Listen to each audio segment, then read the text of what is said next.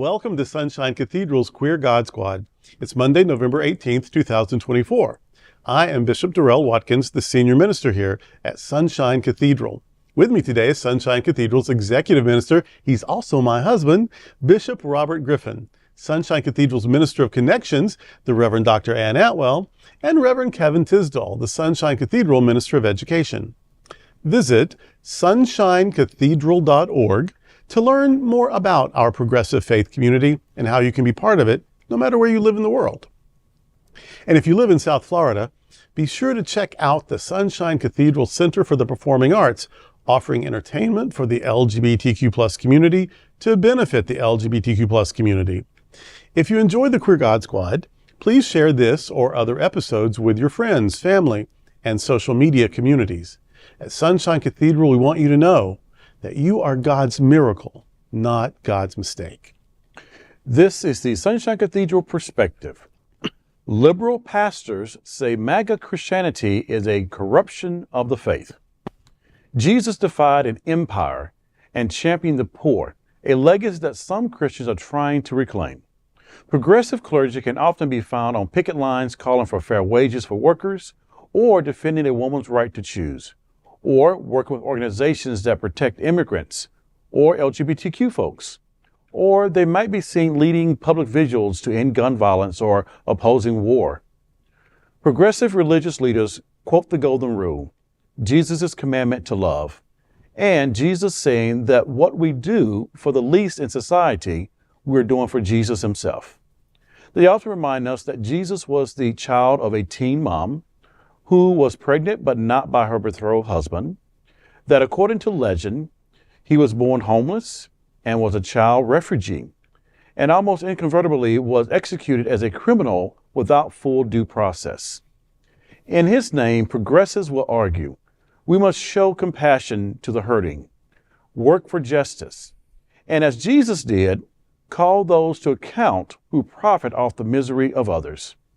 Some progressive churches provide meals for asylum seekers and minister to communities that include documented and undocumented immigrants. The far right, by contrast, seem to vote pretty consistently Republican.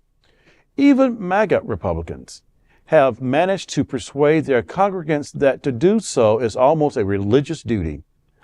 As long as a candidate opposes abortion, marriage equality, transgender health care, and creating easier, quicker path to citizenship for immigrants, then MAGA Christian seems unconcerned, and sometimes even enthusiastic about the candidate's extremism, misogyny, racism, xenophobia, indifferences to the poor, and hostile to any discussion directed towards saving the environment.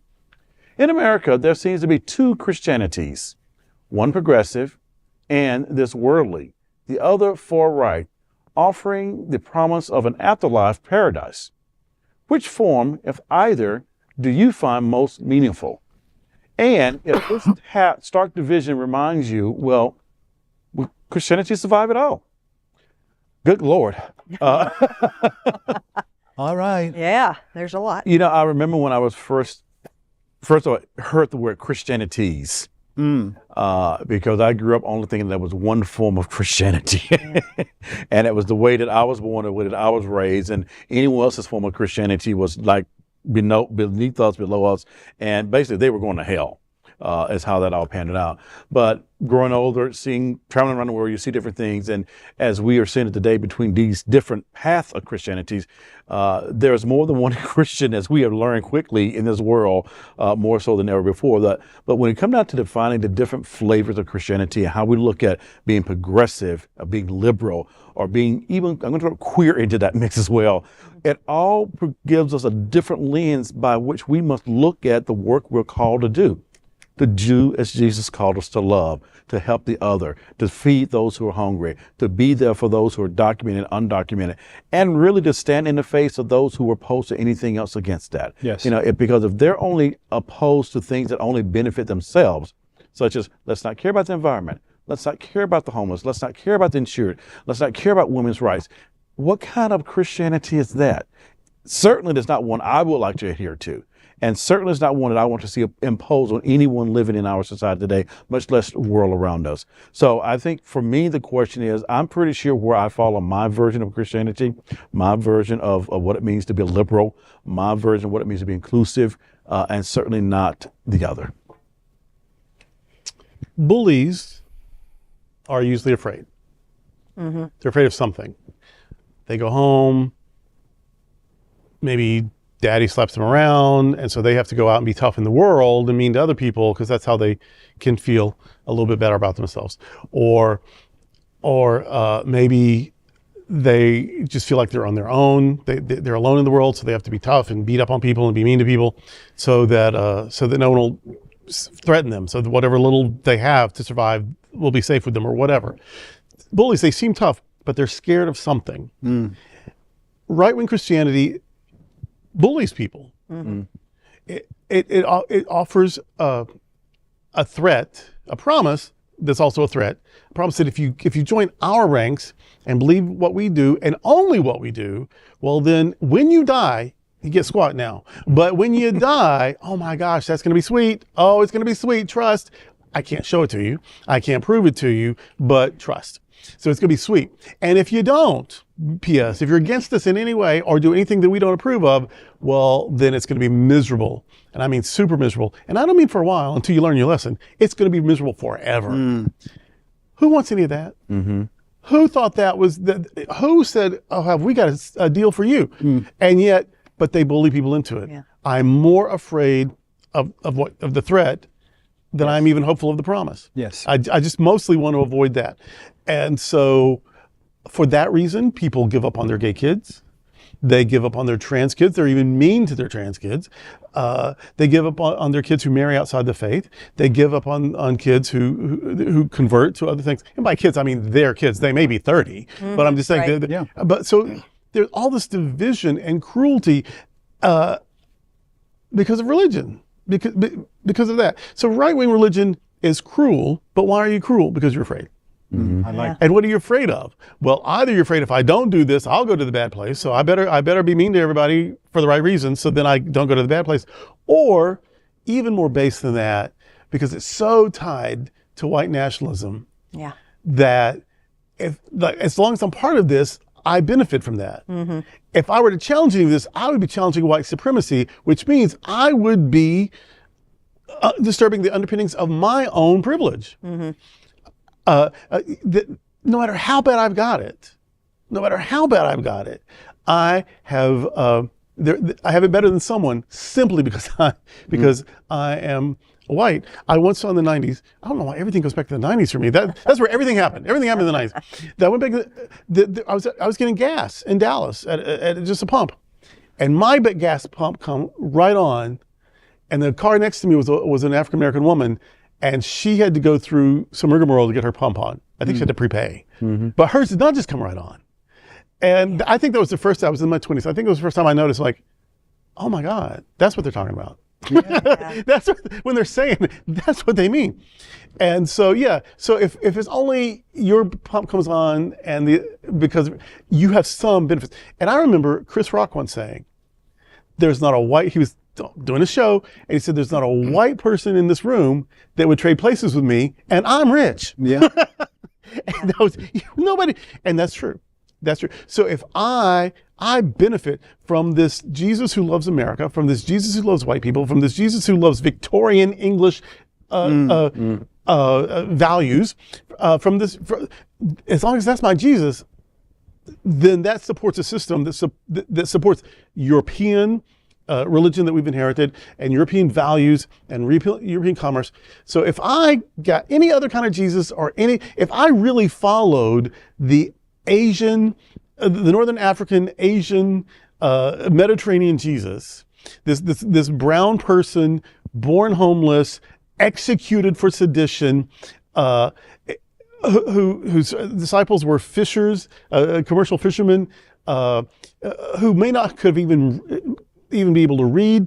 If I follow his seditious way of feeding people who are hungry just because they're hungry, of touching the untouchable, of loving the unloved, of challenging the imperial values that value some more than others, if I'm willing to say the last are first and the first are last, that is the Christianity that I understand, or it is the Jesus-ism that I understand. Christianity is an institution that was built over centuries, so Christianity can be anything.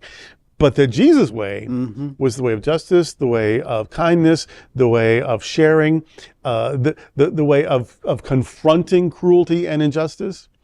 And so that doesn't look like most Christians, but that does look like Jesus. That does look like the Jesus way and the Jesus movement that lasted about 150, 200 years. And then it became Christianity and institutionalized. But so, yeah, there are many Christianities and very few of them look like Jesus. Sunshine Cathedral, our church home. And this is why we, I think, do the Queer God Squad. We call ourselves progressive, and we define it not just in words, but in action. Thanks to Reverend Dr. Ann, we have an amazing food sharing program that reaches out to the community and feeds thousands of people every single week. We didn't have to do it, but we do it. We preach a positive Christianity. What we say it at this table. You are God's miracle, not God's mistake. We mean it. We don't try to make you into something that you're not. We simply are Sunshine Cathedral. And because we are who we are, we have 2 bishops that are a part of the Global Justice Institute. We don't keep our secret hidden inside of our 4 walls. We go out into the world and we do the protest, and we go into areas. Robert used to go down to Jamaica and speak to the queer community there. We were on vacation one time, Robert Durrell and I, where we were walking away from the cruise ship area, and we got into an open area where people looked at Robert and said, "You're looking for that gay church, aren't you?" Now, we were afraid. And we also knew that our message was getting out to much of the world. So when we say progressive, what we're saying is that we are sharing a message of hope and love to people who may have never heard that. So yeah, that's why I do the Queer God Squad. That's why I'm a pastor at Sunshine Cathedral, and I know that we are going to continue to put our message out there so that more and more people understand that they are important and were made by God the way that they are. That's the other piece. I think the question that you ended with was, will Christianity survive if these divisions remain? Well, Christianity's been divided forever. I mean, it divided between East and West in about the year 1000, and it divided between Protestant and Catholic and Eastern Orthodox in the Middle Ages, late Middle Ages. And so it's never been a united thing. So don't worry about that. Right. In fact, there were several Jesus movements and Christ cults from the start. Yes. So don't worry about that. And if it dies, if it doesn't survive, fine. What Right. Bishop Spong say? Yeah. I mean, yeah, any God that can be killed ought to be killed. And any church that can't survive, if its message isn't compelling, if it's not making a difference, if people can't be bothered with it, okay. But some of us, now Jesus didn't make up these values. No. So these values are going to live on, whether or not Jesus is given the credit for them or not, whether or not anybody does any ritual in his name. These values are universal, they're eternal, and somebody's going to be about them. And that's what I care about. Yes. All right. You said one time, Darrell, and it sticks with me. Here at Sunshine Cathedral, we're not here to sell you fire insurance. Right. We do the work that we do, and progressive Christians following the model of Jesus. Yes. And that is what drives me. And I think that's what drives probably a lot of congregants at Sunshine Cathedral, that we're following that message and model. Will Christianity survive? Christianities? I think that they probably will, at least in our lifetime. I don't see much difference. It's probably just going to continue. Yeah. Zoroastrianism is still around. Not a lot. Yeah. Mostly just in India. Yeah. But it's still around. Yeah. Buddhism is 500 years older than Judaism. 500 years older than Christianity. And it's still around. So, Yeah. But there's a lot more schools than there used to be of it. So it'll splinter a million more times. Yeah. And but there will be people calling themselves Christian for a while. Oh, yeah. Well, that's today with the Queer God Squad. We want to thank you for joining us. We're here daily at 3 p.m. to have some fun and to discuss what our LGBTQ plus community is talking about. Sunshine Cathedral is the world's leading progressive queer church. Progressive, queer, and God are words that naturally should go together. We all are in this together. Remember that. You are God's miracle, not God's mistake. Until next time, we are the Queer God Squad. Goodbye. Bye.